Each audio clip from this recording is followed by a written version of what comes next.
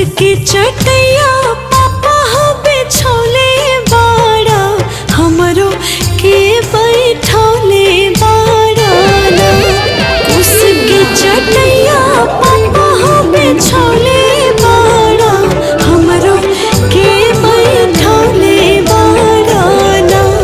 काठ के कर जवा पापा हो बनौले बाड़ा हमरो के बिसरा